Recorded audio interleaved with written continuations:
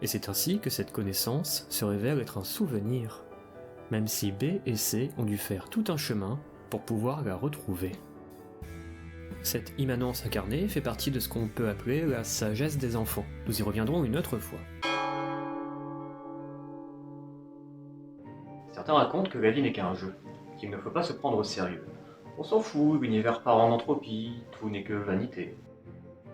D'autres racontent, au contraire, que la vie c'est du sérieux, qu'on a des responsabilités, et qu'il faut faire attention parce que nos actes ont des conséquences graves. Est-il possible que cette dichotomie nous révèle des choses sur l'art, sur le développement personnel ou sur la politique, mais aussi sur des méthodes utilisées par des confréries initiatiques?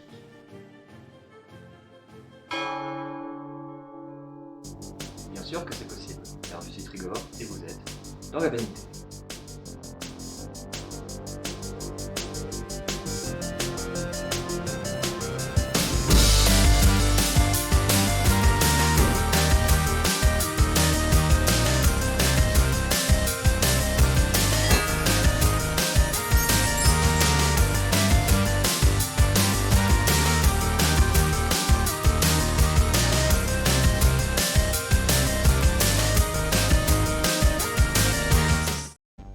Aux compagnons de la hiérophanie. Le drame et le jeu sont deux modes de pensée dans lesquels peuvent se jouer en apparence les mêmes égrégores. Je peux, dans certains contextes, mettre une fessée à quelqu'un de manière très sérieuse. Mais je peux, dans un autre contexte, mettre une fessée pour m'amuser.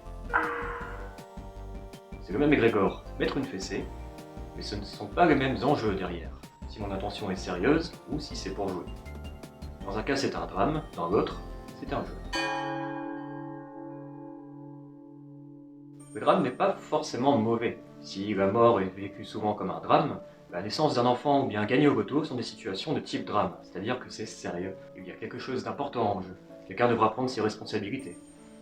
Et c'est ici que régneront les notions de transhypnotique d'identification, conflit mimétique et autres sacrifices. Et si ces notions d'hypnomachie vous parlent, je vous proposerai tout à l'heure une réflexion faisant le pont avec cette chaîne YouTube. Drenge, nej, jeg har bare glædet mig rigtig meget til, at du kommer. Ja, jeg har vundet en lille smule penge. Der er 5.000 kroner til at handle for i morgen. Hvor meget har du vundet? Og så har jeg lige... Oh my god. Så er der sgu lige sådan en her til dig også. Oh my god. Oh my god, det mener du. Der er mere, jeg skal fortælle jer. Okay. Jeg har ikke kun vundet 200.000 mange. Over 1 million. Det er løgn. Det er rigtigt. Så får I sgu lige 5.000 mere. Oh my god. Oh my god, du gør det rigtigt. Og så skal vi ud og shoppe i morgen, og så er der lidt flere at shoppe. Oh my god. Oh my god. Oh my god. Oh my god. Altså, oh my god. Rigtig meget over 1 million. Prøv at se. 5 oh my god. Oh my fucking god. Oh my god. Le drame peut être positif ou négatif, selon ce que ça vous apporte ou ce que ça vous retire. On peut vivre une situation de type drame en ratant une recette de cuisine. Romantic dinner. More like a fucked up dinner. De même, le jeu n'est pas forcément une situation fun. Le jeu est simplement une situation ludique qui vaut le coup pour elle-même. Si jouer à Mario Kart peut être un jeu, si flirter peut être un jeu, eh bien rater une recette de cuisine, mais en sachant apprendre de ses erreurs, ça peut être un jeu aussi. Texture approximative, plat brûlé ou trop épicé, ça arrive à tout le monde. Et parfois même pour le meilleur. On ne le sait pas toujours, mais certains de nos classiques sont nés de grands ratages, comme le blinis, une crêpe ratée, ou encore la crème brûlée, trop cuite, comme son nom l'indique. Autre exemple, la tarte tatin, à l'origine une tarte aux pommes loupée. Les deux cuisinières avaient tout simplement oublié la pâte de leur tarte aux pommes. Et une tarte aux pommes sans pâte, c'est pas une tarte aux pommes.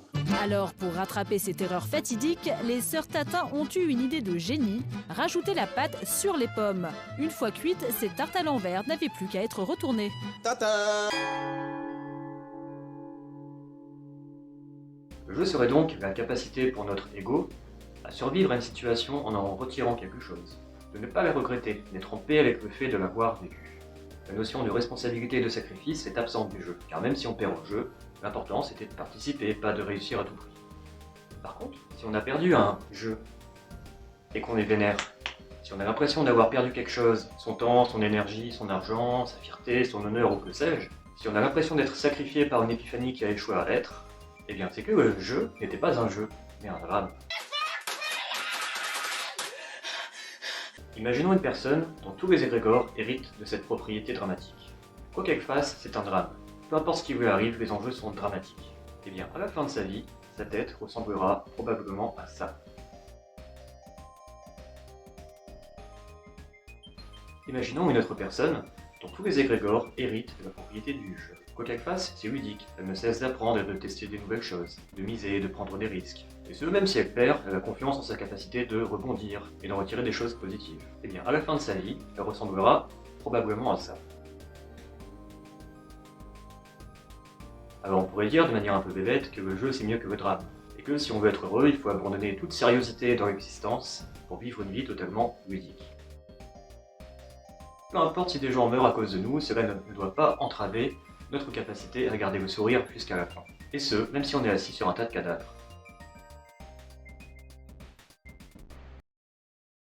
Alors on pourrait dire aussi de manière un peu bébête que le drame c'est mieux que le jeu, car il y a des vies en jeu, des êtres vivants dont il faut prendre soin, car après tout c'est la seule chose que l'on est. Et même si c'est difficile, il faut prendre ses responsabilités pour ne pas être assis sur un tas de cadavres, pour ne pas laisser une empreinte carbone trop grande, pour ne pas contribuer au fascisme, ou que sais-je. Est-ce que je dois me prendre au sérieux? Et donc la question à 10 000 francs. Cependant, êtes-vous en mesure de répondre à cette question, ou est-ce un égrégore qui va y répondre à votre place? Notamment votre cosmogonie personnelle.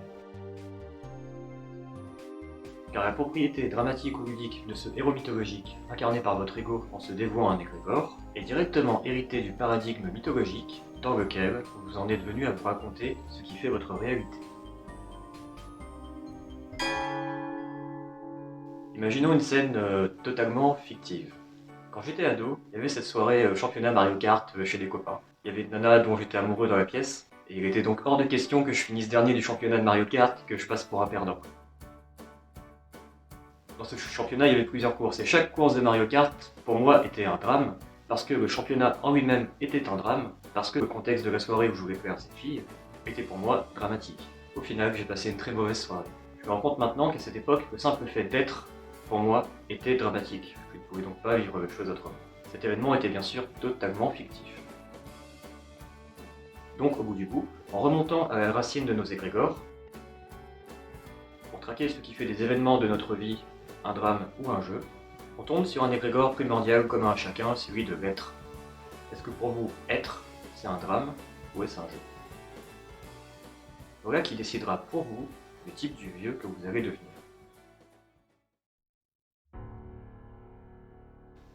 Bien, maintenant que les deux archétypes sont posés, on va pouvoir travailler avec et apporter un peu de nuance. Cette dialectique du drame et du jeu peut nous apporter des pistes de libération de certaines souffrances. On le fait naturellement. Quand quelque chose ne se passe pas comme prévu, dans un petit accident du quotidien, il y aura toujours cette personne, ou même cette petite voix dans votre tête, qui vous dira « ça va, on va pas en faire un drame ». Et si vous l'acceptez, c'est exactement ce qui se passe. Vous vous êtes sauvé d'une souffrance inutile. On assiste là à un sabotage d'égrégore dramatique, par son encapsulage dans un paradigme ludique. Par la toute-puissance magique du « un mythe puissant écrase un mythe médiocre », quand la poupée russe parente est acceptée comme étant ludique, alors tous les égrégores intérieurs deviennent ludiques aussi. La chose peut être utilisée d'une manière perverse. Imaginez une cour de récré où tout le monde vous appelle du con. Et du con, ça va du con? Pour vous, ce sera peut-être dramatique, mais ce n'est pas le cas pour les autres. Pour les autres, c'est juste un jeu de vous appeler du con. Et quand vous essayez de leur dire « pour moi c'est un drame, ça ne me fait pas rire », ils vous diront « ça va, c'est pour rire, t'es pas marrant du con ». Ils vont essayer d'encapsuler votre drame dans leur jeu à eux. Mais c'est trop tard. Vous avez déjà été blessé dramatiquement dans votre ego, dans votre identité dramatique. Vous aurez besoin de plus d'empathie que de qu'on vous dise que votre vécu est faux, car c'est trop tard. Votre vécu mythologique s'est imposé comme étant votre réalité. Comment ça se fait que dans certains cas, on peut ludifier une situation, ou que dans d'autres cas, c'est trop tard? La réponse est alchimique. C'est parce que le soufre et le mercure ont déjà été fusionnés.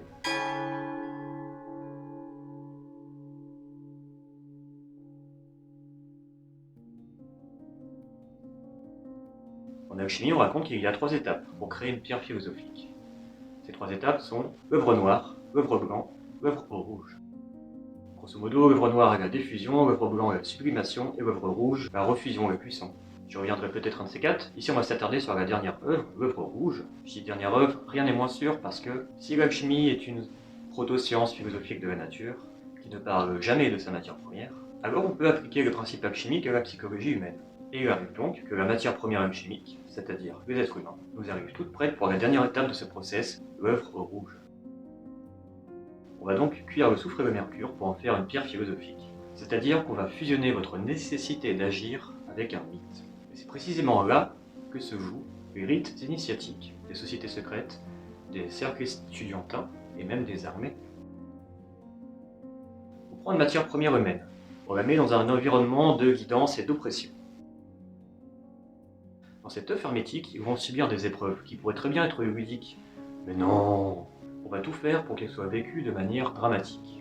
Humiliation, épreuves physiques intenses, simulation de mise à mort, boire des boissons dégoûtantes, sexualité déviante de la norme socioculturelle, etc. On va transgresser les limites mentales de la mythologie initiale de notre matière, on va littéralement sacrifier son identité. Le but est de saturer son ego d'expériences à forte valeur symbolique, afin de le réécrire par de petits traumas successifs, dont l'enjeu est que notre matière première finisse par accepter de les vivre. Attention à la cuisson, si le feu est trop fort, l'œuf hermétique ne sera pas suffisamment robuste, et la matière pourrait s'échapper, ce sont les déserteurs bien sûr. Si le feu n'est pas assez fort, la matière et son ego n'en seront suffisamment pas affectés. Ce n'était qu'un jeu, rien de transcendant, une simple colonie de vacances, dont vous ressortirez indemne. Si par contre le feu est à la bonne température, au bout d'un moment, le soufre et le mercure vont fusionner. Votre nécessité d'agir prendra la direction du mythe propagandé. Car un système nerveux qui agit finit par intégrer et rationaliser une mythologie avec cet agir. Souvent grâce à certaines de vos valeurs compatibles avec le mercure alchimique, après avoir souffert tout en ayant accepté cette souffrance, au bout d'un moment, vous n'êtes plus un perdant, mais un gagnant. Vous allez ensuite gober toutes les médailles, insignes d'honneur et autres carottes dopaminergiques qui vous conforteront de votre résignation à avoir été dressé comme un animal. Maintenant, quand votre être cherchera à être, ce sera pour faire vivre un égrégore artificiel créé par l'autre. Ainsi, les nouveaux initiés deviendront fer de lance de cet égrégore, jusqu'à grimper en hiérarchie de la société estudiantine, initiatique ou militaire. Et bien sûr, ils recommenceront le rituel de passage avec les nouveaux.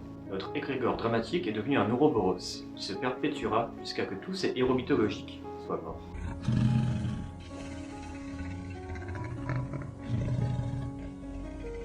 Si notre égrégore est devenu un Ouroboros, alors sa matière première peut être considérée comme une pierre philosophique humaine, offrant la vie éternelle à son égrégore.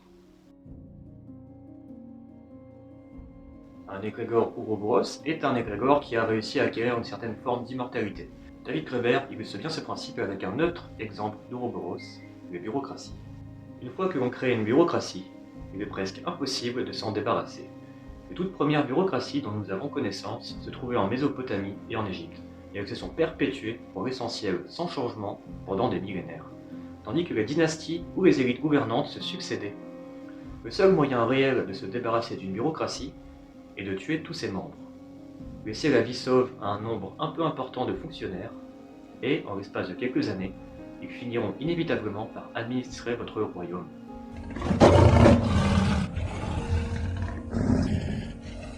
Alors une pierre philosophique n'est pas à confondre avec la pierre philosophale, qui elle ne peut pas être obtenue avec un mercure artificiel créé par Jean-Michel Apprenti Sorcier, mais par le légendaire mercure des sages. Notre matière première humaine donc est toute fière d'avoir passé son rite initiatique. Elle y a vécu une mort symbolique et une renaissance de son ego, et tout son bagage d'égrégore a été réécrit d'une mythologie pensée par d'autres. Ce sont ces situations à forte valeur symbolique qui créent la réalité de chacun. Christian Jacques disait ceci dans ce qui est certainement mon bouquin préféré. Lorsque nous disons aujourd'hui c'est symbolique, ça signifie ce n'est pas réel. Pour les anciens, au contraire, c'est symbolique signifie c'est le plus réel, c'est l'essentiel. Ces épreuves initiatiques auraient pu être un jeu, mais on a tout fait pour que vous le viviez comme un drame. Mircea Eliade insistait aussi là-dessus. On constate donc la tendance des rites de puberté à devenir de plus en plus dramatiques, et surtout à aggraver le caractère terrifiant des scénarios de la mort initiatique. Même dans Influence et manipulation de Cialdini, je retrouvais ce passage. Que ce soit l'homme de la tribu Tonga qui regarde, les larmes aux yeux, son fils âgé de 10 ans, grelotter toute la nuit sur le sol de l'endroit des mystères, ou bien l'étudiant de deuxième année qui rit nerveusement en bourrant de coups le petit nouveau, ils ne sont pas des sadiques. Ils agissent pour la survie du groupe. Ils font en sorte, paradoxalement, que les futurs membres de la société estiment davantage leur appartenance au groupe. Une étude comparative de 54 sociétés tribales a montré que celles qui avaient les cérémonies d'initiation les plus spectaculaires et les plus dures étaient aussi celles où trouvait la plus grande solidarité. Dans les tribus, c'est par le rite initiatique dramatique que les enfants passent à l'âge adulte et fusionnent identitairement avec l'égrégore de la tribu. Ce n'est pas pour rien si en marketing ou en politique, la tendance est à la tribalisation autour d'un égrégore. Qu'est-ce qui fait réellement réagir les gens? Les enjeux de société, la justice sociale, féminisme, véganisme, LGBT, tous les sujets importants qui rendent les gens très tendus sur internet. Dans notre cas ici, je les appellerais juste équipe bleue et équipe rouge, mais sachez que l'équipe bleue appelle l'équipe rouge les beaufs et que l'équipe rouge appelle l'équipe bleue les SJW. Je suis certain que nous verrons bientôt apparaître de véritables rites initiatiques, dramatiques et cruels autour des marques de certains partis politiques. Et il ne faudra pas s'étonner de l'engouement de la matière première humaine pour ce genre de bêtises. Le but d'un être, c'est d'être, pour se faire en quête de sens pour sa nécessité d'agir. Et à ce jeu-là, vous savez qu'un mythe puissant écrase un mythe médiocre. À chaque fois qu'on veut vous faire vivre un drame, qu'on veut vous faire considérer un drame, on tente de vous hypnotiser, d'avoir prise sur vous, sur vos convictions, sur vos décisions et donc sur votre vie. On tente de nourrir des ouroboros. On tente de décider pour vous de ce que ça va être pour vous d'être un adulte responsable. Je ne dis pas que les enjeux en question quand on vous raconte des drames ne sont pas importants ou ne doivent pas être importants pour vous, mais que la méthode utilisée relève d'une forme moderne de sorcellerie. Aujourd'hui on appellera ça induction de masse ou propagande. À chaque fois que l'on veut nous choquer dramatiquement, cela tend à générer chez nous du soufre fusionné à du mercure, c'est-à-dire à ancrer votre nécessité émotionnelle d'agir dans la direction d'une mythologie avec cette dialectique comportementale. Cela veut dire que par défaut nous laissons notre identité être forgée par le monde extérieur, et que nous nous offrons à nous-mêmes que très peu de marge d'écriture de qui nous sommes. Ainsi, en méconnaissant les principes de drame et de jeu, nous sommes voués à devenir des produits dialectiques des drames de notre époque. De la matière première pour alchimistes ratés. Cette injonction au drame est d'ailleurs martelée chaque jour, à une heure bien précise. Écoutez comment ce générique a été composé avec cette volonté de vous persuader d'un sérieux dramatique. Bon, vous savez que le générique d'un journal d'info, il doit suggérer l'angoisse, le suspense. Alors vous cherchez une musique de film qui fait peur. Par exemple, Les Dents de la Mer, c'est une bonne idée. Alors dans la bande originale, il y a une mélodie qui est récurrente. C'est ça.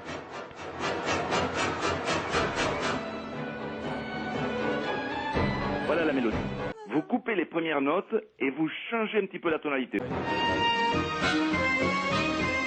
Voilà, ça c'est toujours Les Dents de la Mer. Maintenant on va faire plus angoissant, il faut ralentir toute la phrase, on maintient le rythme avec des contrebasses et des violoncelles, toum toum toum toum toum toum, on ponctue avec des timbales, ça donne ça.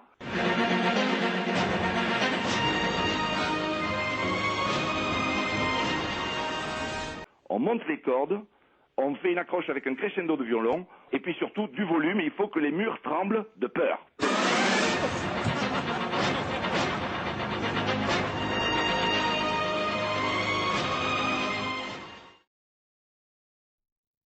Vous sentez le drame, vous sentez que c'est sérieux.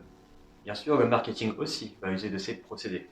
Je me souviens à la sortie des premiers iPhones, les premiers acheteurs répétaient des arguments du style « Et tu vois, si je vais au ski et que je me fais emporter par une avalanche, et ben grâce à la géolocalisation, on va me retrouver, ça va me sauver la vie !» Alors que les mecs, jamais ils vont au ski, on est d'accord. Mais vous avez au moins la satisfaction d'avoir un objet qui répond aux angoisses dramatiques qu'on leur avait subcommuniquées. On a encore le coup aujourd'hui avec les enfants qui achètent des smartphones à leurs enfants et qui justifient ça avec du drame. Ah mais si mon gamin a un problème, il peut me téléphoner. Ouf, faudrait un drame d'éviter. Alors bien sûr, tout un pan du marketing, des idéologies politiques, cherche à créer et à appuyer nos angoisses dramatiques, dont ils se prétendent détenir les solutions. Et même dans les choses les plus banales, comme nos vêtements, on retrouve cet enjeu. Johan Huizinga avait cette anecdote très parlante. Il n'est guère de symptômes plus remarquables de l'abandon du ludique que la décroissance de l'élément de fantaisie dans le vêtement masculin. Le costume devient de plus en plus incolore et informe, et de moins en moins sujet à transformation. Le seigneur d'autrefois, qui faisait l'étalage de son prestige et de sa dignité dans son vêtement d'apparat, est devenu à présent un homme sérieux. Même les jeux tendent à perdre leur caractère ludique pour ne plus être que des drames. Le bridge. Avec ses manuels et ses systèmes, ses grands professeurs et ses entraîneurs professionnels. Le bridge est devenu une affaire mortellement sérieuse. On pourrait parler du sport professionnel aussi. Le comportement du professionnel du sport n'est plus celui du jeu. La spontanéité et l'insouciance lui sont ravies. Peu à peu, dans les sociétés modernes, le sport s'éloigne de la pure sphère ludique et devient un élément sui generis. Ça a duré exactement 7 ans. 7 ans avant que je comprenne que le football ne voulait pas de moi. 7 ans à écumer les bancs de touche de la région. L'entraîneur prenait son sifflet, il nous disait « Bon les gars, on va finir par un petit match. Chacun son poste. » Moi, j'allais m'asseoir sur le banc de touche. Un jour, mon père est venu au match. La famille venait d'acheter un caméscope. Mais ce jour-là, je suis resté sur le banc de touche jusqu'à 5 minutes de la fin du match. Mon père attendait avec son caméscope. Et là, j'ai entendu l'entraîneur dire aux parents qui étaient autour de lui « On va peut-être le faire rentrer. Ce serait dommage que la famille ait acheté un caméscope pour rien. » Cette année-là, en 91, 2 hommes font la course en tête. 2 Russes. Ils ont plusieurs minutes d'avance sur le 3e, quand ils arrivent à l'entrée du stade olympique pour se disputer la victoire. Les athlètes, on les voit qui se concertent, et ils décident de ne pas sprinter. Et donc ils décident qu'il n'y aura pas de vainqueur. Ils décident de se prendre par l'épaule, et ils décident de franchir la ligne d'arrivée ensemble, à égalité. Les juges olympiques, chargés d'attribuer les places, décident d'avoir recours à la photo finish pour les départager, pour désigner le premier et pour désigner le deuxième. Regardez dans le football ou dans le handball, quand un match se termine par un score de parité, on parle de match nul. Nul parce qu'inintéressant, parce que ce qui intéresse le sport, c'est des vainqueurs et surtout des vaincus, les larmes du vaincu, de l'émotion. Et donc ces 2 hommes vont être départagés pour 1/100 de seconde. 1/100 de seconde après 50 km. Quand en 2009, Usain Bolt, le Jamaïcain champion du monde de 100 mètres, pulvérise le record du 100 mètres qu'il détenait déjà, le lendemain, tous les journalistes de la presse écrite, de la radio, de la télé consacrent leur reportage à la question « Jusqu'où ira-t-il » Quelle limite humaine sera-t-il en capacité de dépasser?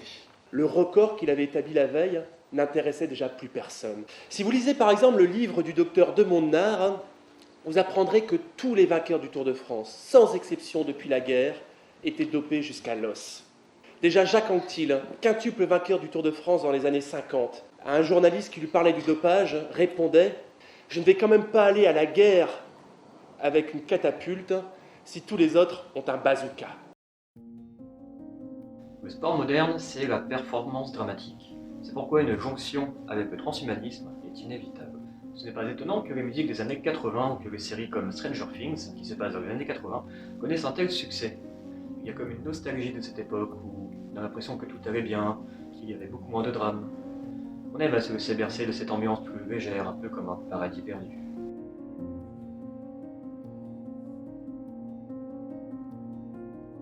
Car si je vous demande de penser à notre époque, qu'imaginez-vous de prime abord, si ce n'est des catastrophes écologiques, des crises économiques, des sociétés sur le point de s'effondrer?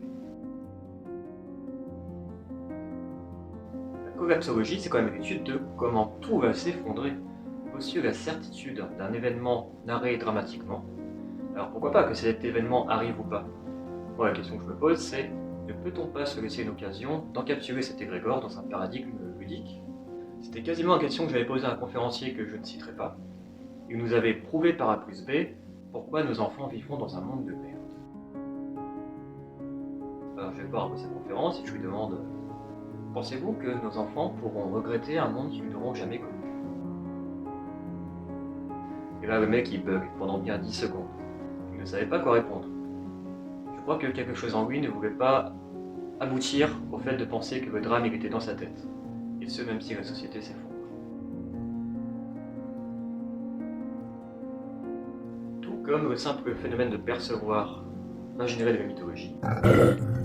Cette dichotomie du drame et du jeu, puisqu'elle accompagne chaque objet de pensée dès sa naissance, on peut donc en trouver des traces dans tout ce que l'homme produit culturellement. Au théâtre, depuis l'Antiquité, se trouvent 2 grands genres que sont le drame et la comédie. Ils sont 2 catégories qui perdurent encore au cinéma. Dans les manifestations, on trouve à la fois des pancartes très sérieuses, très dramatiques, et des pancartes super rigolotes, qui témoignent non pas une angoisse dramatique, mais une joie ludique, de se joindre à un mouvement social. Bon, je caricature encore ça en deux camps, mais on va voir ensuite que les choses sont plus complexes. Vous pourriez aussi regarder du côté de la musique. Il y aurait des artistes dramatiques et des artistes ludiques. Il a pas dit bonjour. Du coup, il s'est fait niquer sa mère. L'archétype du troll, d'ailleurs, joue très bien avec ces deux paradigmes. Dans les commentaires, sur les forums, le troll va être celui qui se joue de ce qui, pour les autres, est dramatique. Alors, petit aparté, je ne peux m'empêcher de faire le pont avec le travail d'un autre vidéaste présent sur YouTube, Pascal de la chaîne Hypnomachine, qui est certainement la meilleure chaîne YouTube que je connaisse pour ce qui est des recadrages épistémologiques, avec une approche assez méta et intégrative. Et donc, pour ceux parmi vous qui sont familiers avec tous les concepts développés par cette chaîne, voici une hypothèse que je vous offre. Est-ce qu'on peut dire que derrière nos éclairs dramatiques ne se trouve pas ce fameux vide de soi dont ne cesse de parler Pascal? Fin de l'aparté. Dans le drame comme dans le jeu, il y a fusion narrative avec des mythes, des archétypes. La différence est que dans le jeu, on joue un personnage. Notre ego est donc protégé.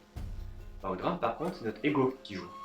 On n'a pas de recul sur notre transe d'identification à la réalité. On a la sensation qu'il n'y a aucune échappatoire à la réalité perçue et donc vécue. Et que donc, si ce mythe vécu passe mal, ce sera la fin du monde, pour notre ego. Un garçon drague une fille, elle refuse ses avances. Si c'était un drame, il sera anéanti, son ego sera en PLS. Si c'était un jeu, il répondira sans problème. Ce n'est pas pour rien qu'un des premiers grands classiques de la littérature de la séduction s'appelle The Game, et que les séducteurs se surnomment Players. Si pour vous la séduction est un drame total, autant donner le bâton pour vous faire battre. C'est comme si, à partir du moment où vous êtes dans le drame, vous n'avez qu'une seule vie, et vous mourrez à vous-même quand ça se passe mal. Et si par contre vous arrivez à le vivre comme un jeu, hop, une pièce dans la borne d'arcade et ça repart. D'autant que cette fois, notre capacité à renaître donne un état d'esprit d'immortel, et développe donc confiance, charisme, prestige, que ne peuvent pas s'offrir des personnes coincées dans le drame. Ainsi, certains terrains dramatiques, paradoxalement, sont mieux conquis par une approche ludique. On peut voir par exemple parmi les community managers, ceux qui osent s'aventurer sur le territoire du jeu se démarquent beaucoup plus que ceux qui restent dans un sérieux solennel. Il se pourrait bien qu'un état d'esprit dramatique soit antithélique pour ce qui est de résoudre les problématiques dramatiques dont elles s'inquiètent justement. Il se pourrait bien aussi que pour avoir une approche ludique de nos actions possibles, il faut déjà réussir à avoir une approche ludique de la problématique en question ou simplement de sa propre vie. Recently, I did spend 3 months in bed wanting to die. Really wanting to die. Let me tell you that story. It started 2 years ago when I hit my head and got a concussion. Now, the concussion didn't heal properly, and after 30 days, I was left with symptoms like nonstop headaches, nausea, vertigo, memory loss, mental fog. My doctor told me that in order to heal my brain, I had to rest it. So I had to avoid everything that triggered my symptoms. For me, that meant no reading, no writing, no video games, no work or email, no running, no alcohol, no caffeine. In other words, and I think you see where this is going, no reason to live. Of course, it's meant to be funny, but in all seriousness, suicidal ideation is quite common with traumatic brain injuries. It happens to 1 in 3, and it happened to me. My brain started telling me, Jane, you want to die. It said, you're never going to get better. It said, the pain will never end. And these voices became so persistent and so persuasive that I started to legitimately fear for my life. Which is the time that I said to myself, after 34 days, and I will never forget this moment, I said, I am either going to kill myself or I'm going to turn this into a game. Now, why a game? Well, I knew from researching the psychology of games for more than a decade that when we play a game, and this is in the scientific literature, we tackle tough challenges with more creativity, more determination, more optimism, and we're more likely to reach out to others for help. And I wanted to bring these gamer traits to my real-life challenge. So I created a role-playing recovery game called Jane the Concussion Slayer. Now, this became my new secret identity. And the first thing I did as a Slayer was call my twin sister, I have an identical twin sister named Kelly, and tell her, I'm playing a game to heal my brain, and I want you to play with me. This was an easier way to ask for help. She became my first ally in the game. My husband Kiash joined next, and together we identified and battled the bad guys. Now, this was anything that could trigger my symptoms and therefore slow down the healing process, things like bright lights and crowded spaces. We also collected and activated power-ups. This was anything I could do on even my worst day to feel just a little bit good, just a little bit productive. Things like cuddling my dog for 10 minutes or getting out of bed and walking around the block just once. Now, the game was that simple. Adopt a secret identity, recruit your allies, battle the bad guys, activate the power-ups. But even with a game so simple, within just a couple days of starting to play, that fog of depression and anxiety went away. It just vanished. It felt like a miracle. Now, it wasn't a miracle cure for the headaches or the cognitive symptoms. That lasted for more than a year, and it was the hardest year of my life by far. But even when I still had the symptoms, even while I was still in pain, I stopped suffering. Now, what happened next with the game surprised me. I put up some blog posts and videos online explaining how to play, but not everybody has a concussion, obviously. Not everyone wants to be the Slayer, so I renamed the game Super Better. And soon I started hearing from people all over the world who were adopting their own secret identity, recruiting their own allies, and they were getting super better, facing challenges like cancer and chronic pain, depression and Crohn's disease. Even people were playing it for terminal diagnoses like ALS. And I could tell from their messages and their videos that the game was helping them in the same ways that it helped me. They talked about feeling stronger and braver. They talked about feeling better understood by their friends and family. And they even talked about feeling happier, even though they were in pain, even though they were tackling the toughest challenge of their lives. Jane McGonigal a agrégé son drame par du ludique. Et remarquez qu'il y avait toujours du drame, de la souffrance aussi. Alors pourrait-on enfin parler de la fusion du drame et du jeu? Pourrait-on enfin parler des égrégores dramatico-ludiques? Nous allons pour finir sortir du point de vue binaire sur la question, notamment grâce aux champions du monde du drame et du jeu, les adultes et les enfants. On pourrait trancher ça en deux camps, les adultes dramatiques et les enfants ludiques. Mais je crois plutôt que chez les enfants, le drame et le jeu sont mélangés. Ils peuvent passer du rire aux larmes en une seconde. Ils ont un bobo qui fait mal, hop, bisou magique de maman, et hop, tout va bien. Ils arrêtent d'en souffrir. Et hop, ils repartent jouer. Jouer! Les enfants passent leur vie à jouer. Cet état d'esprit va de pair avec leur soif d'aventure, leur immanence. Mais un jour, une confrérie secrète qui conspire mondialement va venir couper en deux le drame et le jeu chez les enfants. Cette société secrète, elle existe. C'est la confrérie des adultes. Et le rite initiatique, c'est le drame du Père Noël. C'est véritablement la définition d'une conspiration mondiale. Une communauté organisée qui conspire sur le dos d'une autre. On fait donc miroiter aux enfants l'existence réelle du Père Noël. Et puis on laisse la socioculture leur apprendre qu'on leur a menti. Qu'il n'existait que dans le but d'être une gentille illusion, une tromperie sur la réalité. À partir de là, l'enfant va intégrer qu'il y a un monde sérieux, celui des adultes, et un monde factice, celui des enfants. Il va alors, dans sa quête du réel, avancer dans le monde de la sérieuxité et lâcher son innocence.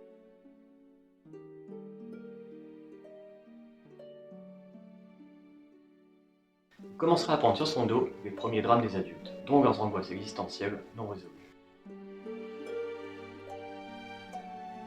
Il y aurait un monde vrai et un monde faux. Il y aurait des croyances fausses comme le Père Noël, et des croyances vraies, comme la religion, l'État, la monnaie, les hommes providentiels. Ça y est, je suis de la cour des grands maintenant.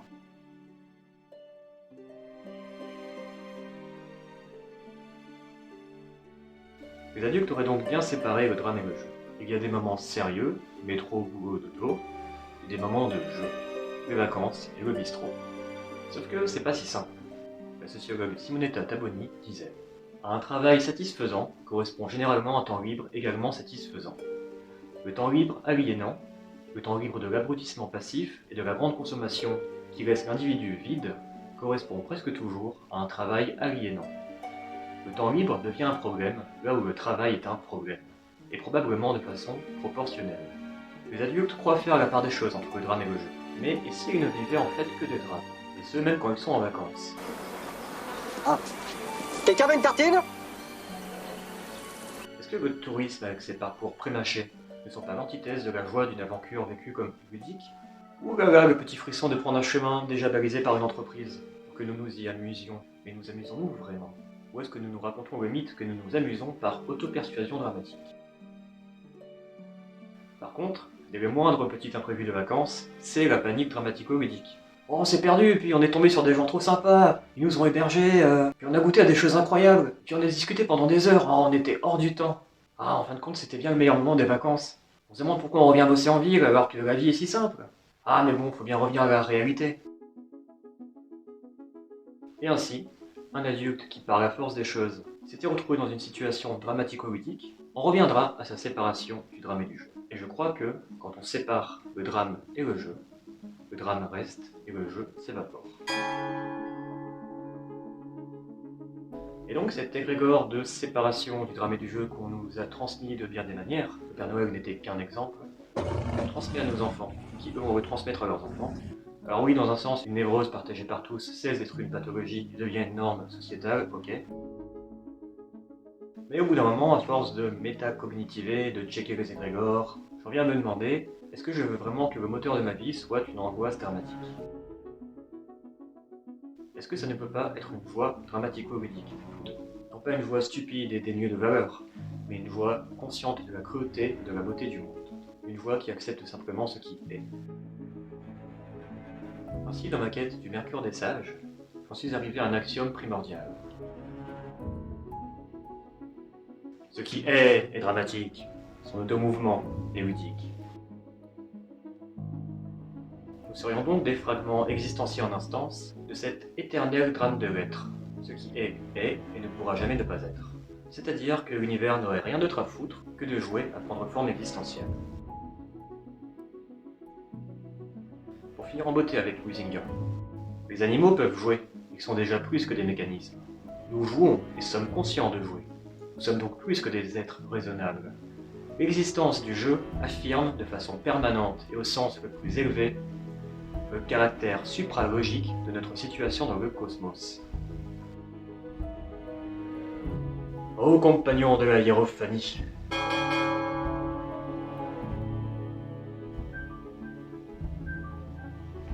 c'était donc aussi simple que ça, la fameuse sagesse des enfants dont je vous avais parlé dans la vanité numéro 2. C'est cet état d'esprit dramatico-ludique avec lequel on est. Et si les adultes séparent les deux et finissent par perdre le jeu, je crois que l'adulte devenu sage est celui qui a fini d'une manière ou d'une autre par retrouver cet état d'esprit dramatico-ludique, avec évidemment un niveau de conscience supérieur à celui d'un enfant. Vous avez maintenant les bases philosophiques de la dialectique du drame et du jeu.